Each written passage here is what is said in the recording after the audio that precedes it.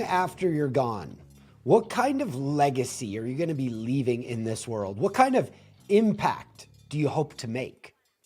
And how will you lift up people's lives? Just like an iPhone has multiple tools that are built inside of it, I'd like to introduce you to a marketer who's also an incredible engineer and an entrepreneur that is at the heart of the gap between technology and customer needs.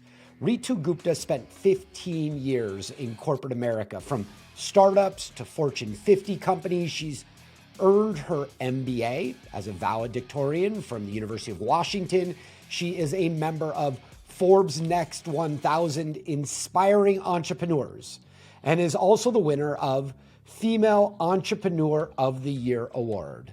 And she is with me right now. Rita is the founder and CEO of Circled In, a young professionals platform for Gen Z students, empowering them to showcase their professional achievements and connecting them with various opportunities at colleges, employers, trade shows, and etc. But first, a word from our sponsors. This podcast is brought to you by the WireBuzz team. Now, if that name sounds familiar, it's because I've spent the past decade growing WireBuzz into a digital marketing powerhouse designed to maximize clarity in complex sales processes so we can help accelerate revenue. And we do this in 3 phases. Phase 1, we transform your website to function like your best salesperson, and then also incorporate persuasive on-demand sales videos. Now your entire team is aligned on messaging, and they're injecting massive clarity into your prospect's head. So your site looks great, but it also has engaging content that helps your team sell on demand 24/7. The next phase, phase 2, we train your sales and marketing teams to sell remotely or in person to expand the impact of your sales team. And the third phase is we develop and run targeted ads to your prospects. Scale those ads to help you achieve more business results. Sign up for the WireBuzz company newsletter to learn more about effective and simple ways to improve your company messaging, attract more digital attention, and ultimately make more sales. Reetu, welcome to the Toddcast. Thank you. Thank you for having me. I'm excited. Yeah, it's so exciting for me. You and I have had an opportunity to talk before this as we prepared for the audience. And there is the obvious question on the table, which is where I'd like to start, which is where you are in your career right now. What is Circled In? Tell me about it. Well, Circled In is the future and present.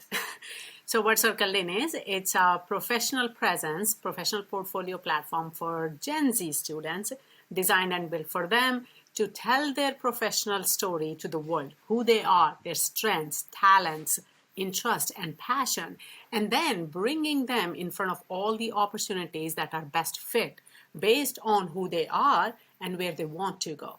So on very loose terms, think LinkedIn for Gen Z, but way more than that, designed and built for students by students. And it allows the students, if I understand this correctly, to showcase their professional achievements, their abilities, and also brings together opportunities like colleges and employers and trade shows, maybe even scholarships. Like, where did this idea come from? Yeah, and yes, it is actually a 360-degree holistic profile for students to compile everything they do, whether it's academics, inside school or classroom, or outside like sports, music, volunteering, all at one place. This is who they are, and then they can share with click of a button with any application.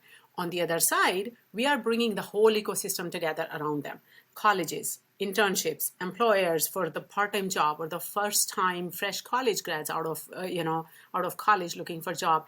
And what we are doing with that is we are making it a win-win for both sides. Because if you look at the metrics today, both for higher education as well as employers, it's really bad. As an example, believe it or not, only 60% students graduate from college in 6 years. You'll never go to a hospital where your chances of walking out is only 60%. But we allow that in public education. In employment, first fresh grad, first job, 55.3% leave within first year. You know what is the cost of training and recruiting a fresh grad? Over $6,000. So it's all bad, all across the board. Circle Lane changes that. And how I came up with the idea, that was actually more as a parent. So I have my own kids, and I'm a huge proponent of education because I think this is the most powerful weapon to change the world, like Nelson Mandela said. And as I was born and raised in another country, India, mom is a teacher. When I was a teenager, I helped her start and run an elementary school. Hated it at that time. I'll say that. As a teenager, didn't like it. But through that, the value of education went in my DNA and brought me here today that I'm on this podcast. Nobody would have known Reetu, born and raised in a tiny town in India, right? And then when I had kids in US going through the whole K-12 education system, I saw tremendous opportunities to improve the system. It's funny, on one side, we are building driverless cars, we are doing space travel, and I found that there's no way for kids and students to tell their professional story. Yeah. Having gone through a painful application process with my daughter, I thought, oh, there's got to be something like LinkedIn you and I have. There must be something for kids. Didn't find one. So being a mom, a marketer, and an engineer, decided to make one. And Circled came into existence. Okay, as you're talking about the innovation that's happened in the world all over, from the driver-free car, I think of, wow, I could have really benefited from this study-free education.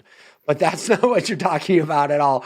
And as you mentioned, your mom ran an elementary school, and education is deep in your DNA. And it is obvious the education system is ripe for disruption. When did you start noticing that this education system's like 100 years outdated? When did that happen for you? Well, when my older daughter was in elementary school. So I remember when she was in 4th grade, and we live in Seattle area, very highly educated city, one of the most educated city in the country, and tons of students who come from affluent families as well. And schools are good. Public schools are good. But still, I found it's still dated. So 4th grade, I was like, okay, we have all these talents sitting in our community, and kids have zero career exposure. Other than what their parents do, kids don't know anything about any other careers. So I started a series, what I called Making Smart Kids Smarter, where I brought in parents into the classroom, talked to them about airlines, talked to them about Oreo cookies. Somebody from Oreo supply chain came in and talked to them how cookies are made and sold. And kids were thrilled. They had a blast that whole school year. So that was just a very simple example of I was trying to volunteer, but in a more strategic fashion than just helping teacher in the classroom. That's not me, unfortunately. And all along, I'm thinking, oh my God, there's so many ways of doing things better. So many ways. Yeah. The whole world has moved on to 21st century. Education still stuck in 17th. And again, with my daughter, it took me 3 weeks to put her application together one time. And second application, start all over again. She got accepted in that school, and we lost access to that application platform. And I thought, wow, all that work I did, poof, gone. And I thought there's got to be something like LinkedIn for kids. Mm-hmm. Like I said, all along, there are so many opportunities in our education system. And I know it sounds kind of weird. In some ways, COVID has sparked that innovation that was way needed 100 years ago. Yeah. Absolutely. As you're talking, I'm thinking about my dad reprimanding me when I moved back to his house after college, and he'd walk by and go, "What are you doing in the house? There's no opportunities in here. Look around. There's none. It's all outside. Get your ass outside." But now, like you said, COVID sparked innovation. Opportunities are now right there in their device. And I love that because it is a place where the market can get immediate access, and the student or employee could also get immediate access. And it's like a dating app in a sense that it's all brought into one central location. Yes.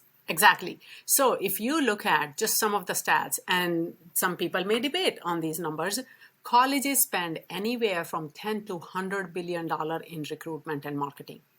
Who's paying for that money? Parents, you and I, right? Employers, like I said, spending over $6,000 per fresh grad recruit.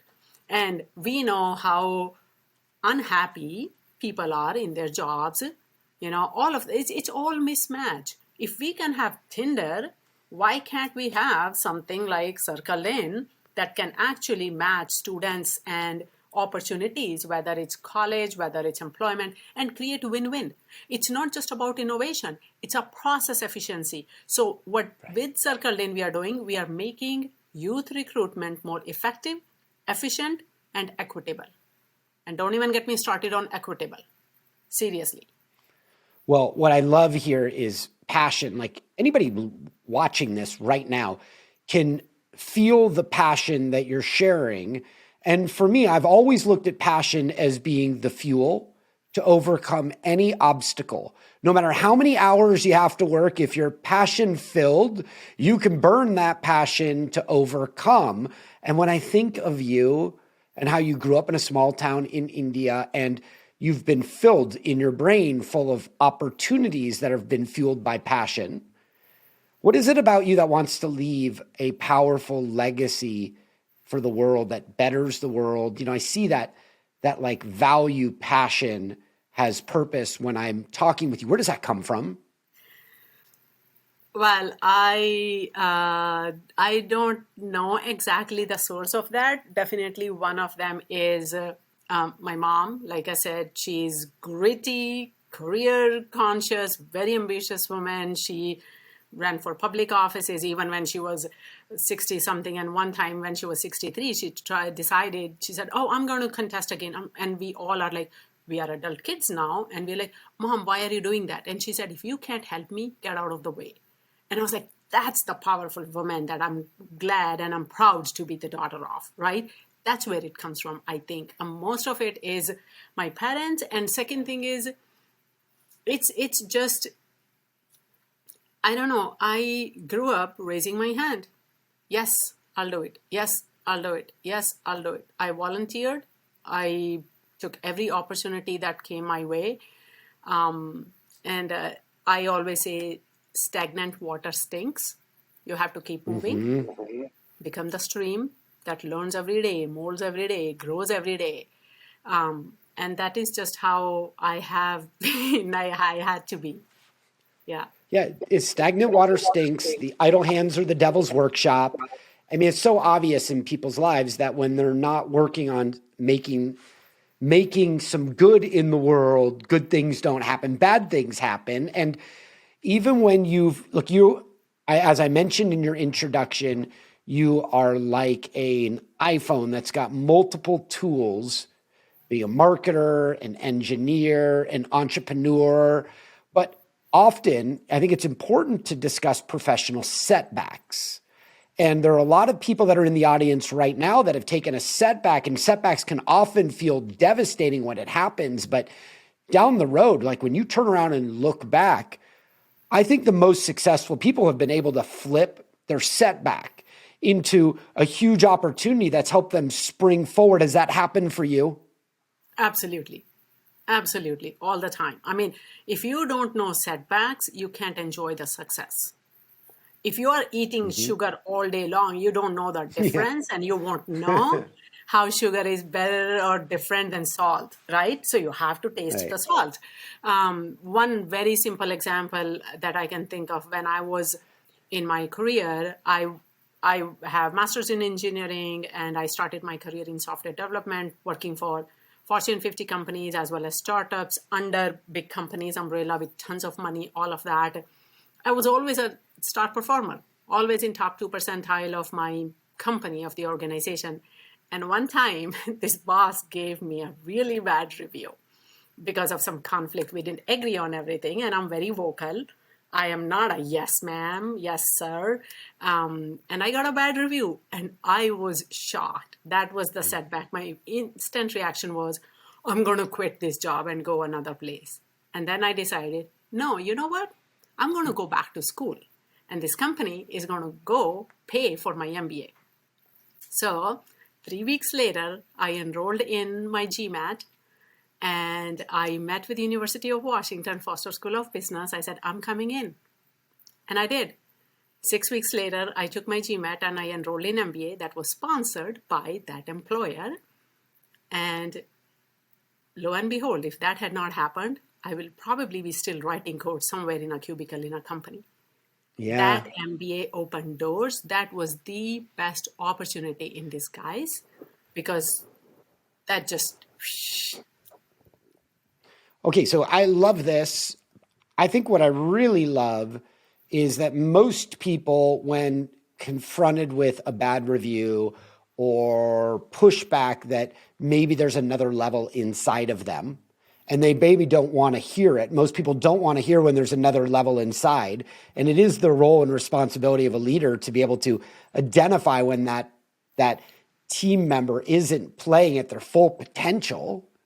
But most people, Reetu, when they get that type of feedback, are shocked that they aren't getting all pluses in their life. And as a result, they run from the experience instead of embracing it. If you would have ran instead of embraced it, you wouldn't have had one of the greatest breakthroughs of your career.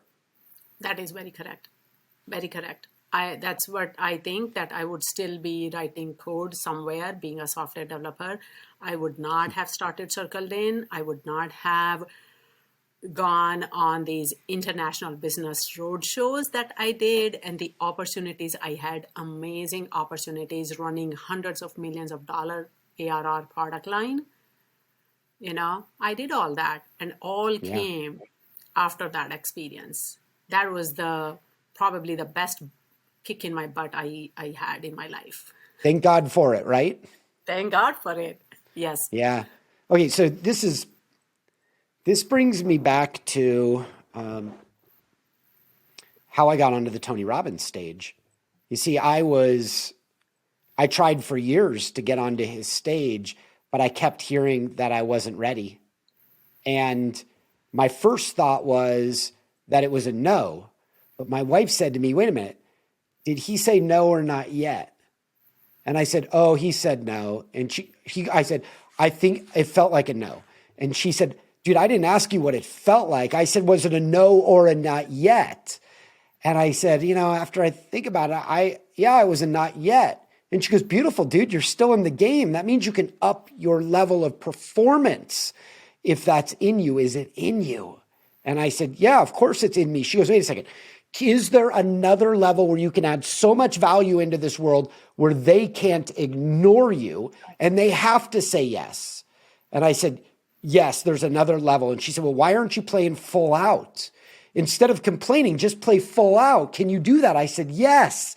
And she said, great, don't quit before your miracle. Let's get to work. And so I kept upping my game, exactly like Wendy said, to the point where my information was so good they couldn't ignore me. But at first glance, the rejection was enough to make me stop. And I'm so glad that somebody else recognized there was another level inside of me. Instead of playing at the level of excellent, I needed to play at the level of outstanding. And that's when everything changed in my life. And it sounds like it did for you. Yes, yes, yes. I love it. All right. So when I talk with you, I detect that you're a continuous learner. And that a continuous learner is stuck in constant and never-ending improvement. And there are other people that are stuck in constant and never-ending complaining, right? Or lamenting. But what is it? Like, what keeps you hungry to learn new things that'll help you elevate your game to the level of outstanding? There's no other way. There's only one way to go, which is up. It's that simple. But for a lot of people, they're striving for comfort. And anytime you have to learn something new, it's uncomfortable when you have to get to the next level, but it's growing pains. And clearly, even when you went through your MBA or you were an engineer or an entrepreneur or launching this business, it's been uncomfortable. What keeps you from finding and craving comfort. And instead, you find yourself pushing towards uncomfortable things that gets you next level. Yeah, and that's a good question. I don't have the answer to that. Honestly, I think there must be something in your genes or some your DNA or something, because I was talking to my daughter just last week, and we were talking about how if we have worked less than 80-hour work week, we feel Yeah. like, oh, there's nothing to do. We don't get done I to know. work that is only 60-hour week. If it is Right. 80, you stay here and you work, work, work, work. You get a lot more done than when you have 60-hour work week. We don't get anything done with 60-hour work week, because that's Yeah. like, oh, there's not enough work. So constant learning, like very simple examples. I don't know what is the root. I mean, what is the drive for that? But when I came to this country, I was born and raised in India. I have British English, right? My learning was all in British English, which is different, in fact, very different than US. So even to date, I get my writings checked with a and the, because all these things I miss. I'm very consciously looking for that. When I came to this country, just to learn the culture, I learned by looking at you. I learned by observing you, how you are standing, how you're sitting, how you're talking, how you're responding. So I went to that level of learning when I came to this country. I accepted the fact that I'm hitting a reset button, because there were so many things in new culture you just don't know, right? Same thing. When I started Circle Lane, honestly, kid you not, after first 9 to 10 months of Circle Lane, I thought I could get PhD in 5 different subjects, from law and accounting to HR to fundraising to everything, because I had to learn so much, Yeah. right? Even today, I can talk about LLC and C Corp and B Corp and S Corp and all those things, and I can have Yeah. smart conversations with lawyers, because I don't want to sound like, not only don't want to sound like dumb, but if I only have 30 minutes with you with an expert, I want to ask the smart questions and learn as much as I can from you. So I do some Yeah. homework and prep work beforehand. So learning is just part of the system. I don't know how You else do to add. prep work before, like you don't just show up and allow your God-given talent to be sufficient when you show, like a lot of people, I'm sure you see it. A lot of people just show up and then they can't figure out why it's not growing, whatever they're working on, right?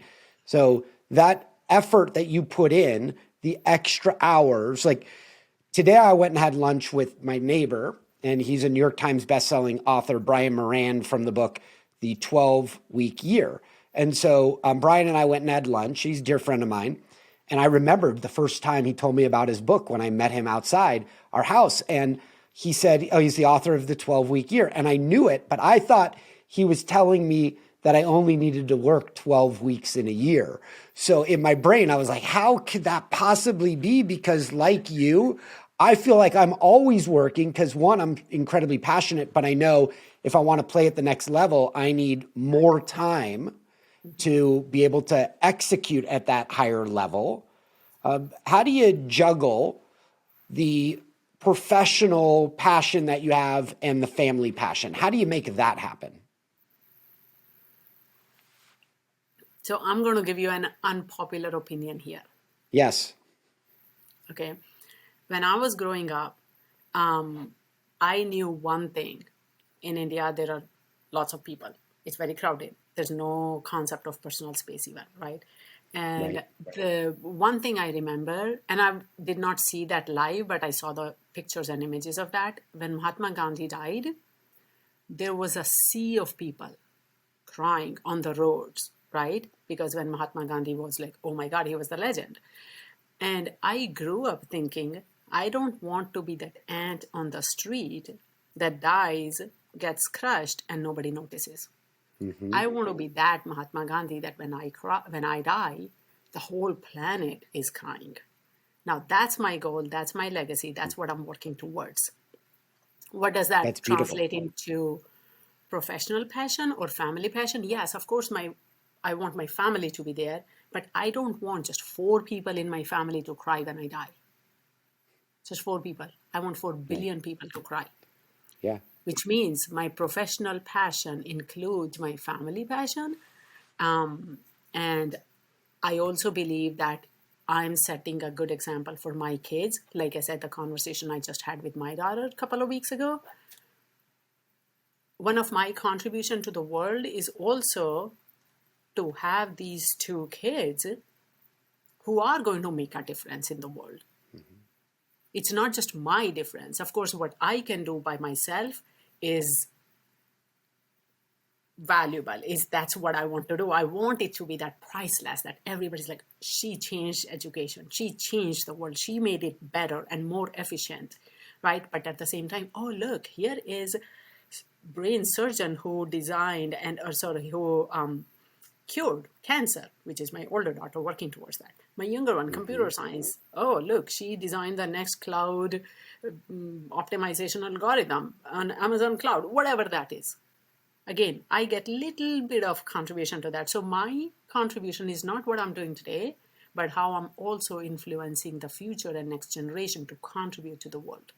And that's where you blend the family and profession. People ask about work-life balance. There is no such thing. Get over it. Seriously, don't even, that phrase work-life balance should not be in the dictionary. It's a work-life blend. How do you blend the two?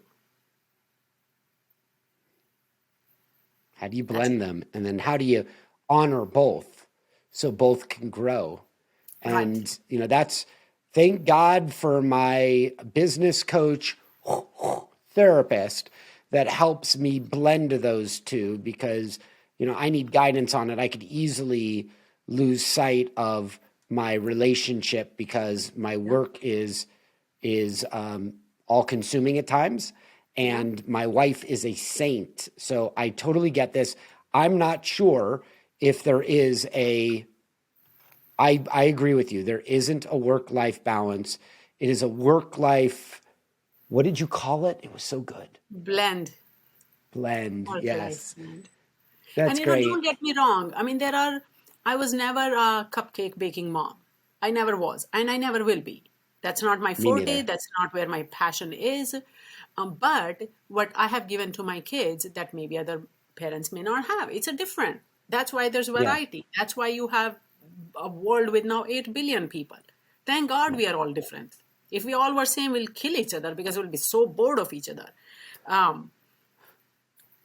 Right? Yeah. It would be like we're all mechanical. The good news is we all get to pursue our passions. And like I started off this interview, we all get to make this world, we have the opportunity to make this world a better place and to leave a lasting legacy behind us that can enrich lives for, the rest of time. But few can actually make that choice. And that's a choice that you have to make a commitment on a daily basis. It's constant and never ending choice. Now, Circled In has different target audiences, right? Like it's for Gen Z students, educational and professional opportunities. And for more information, people could go to circledin.com. On a lasting thought, for people that are listening that are probably not Gen Z students, can you give them an idea about how they could jump in and support Gen Z students and their quest to find a purpose and passion in this world professionally so they can leave a lasting legacy? Yes, absolutely. It's not just the difference that you make in the world, it's the difference you enable in the world. And you can do that through Gen Z, through next generation. So first of all, Circled In is one platform that you can share with any and every student, nephew, nieces, neighbors, kids, whoever. And it's spelled as CIRKLEDIN.com. And K, by the way, is kids at the center of our circle. It's intentionally circled in. I will say be the good example for students in your life. Expose your career to them. You could be stay-at-home parent, mom or dad. Show them what it looks like. You are doing project management all day long.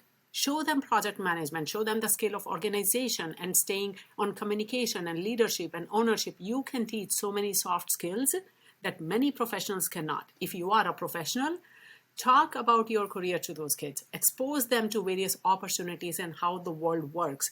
Right now, all our Gen Z is growing in our classroom. And guess what? Outside world is very different than classroom. Why don't you give a taste of outside world to kids while they're in the classroom so they come out a little bit more prepared? So, Beautiful. Well, she's Reetu Gupta. She is the founder of Circled In. And for more information, visit circledin.com. Reetu, thank you so much for joining me on the Toddcast. thank you. Thank you. It was lovely being here and giving the opportunity. Yo, that was a powerful episode. And from what we just learned, it should be obvious how you can now implement these lessons in your life to get to the next level. Now, before you bounce, I just have 3 quick thoughts. First, thank you for taking me on your incredible life journey. Second, if you receive some value from me and you want to pay it forward, it would mean the world to me if you left an honest rating and review at Apple Podcasts, Spotify, or wherever you listen. I'd be incredibly grateful. And lastly, if you share this episode, whether it be a screenshot or a photo from where you're listening, anything via Instagram stories or LinkedIn, Facebook, or any of the social media sites, just tag me and the guest. I'll repost your content and I'll reply back in the comments because I love mixing it up. In fact, I'd love to share your shout outs in my feed too. Not only are these shout outs really good for you and for me, but they also help us book more amazing guests because they'll be able to see the reach that you're helping to cultivate. This is a way for you to help contribute to the show. So thank you again for listening, and I look forward to earning a regular spot inside that ear of yours. Let's grow.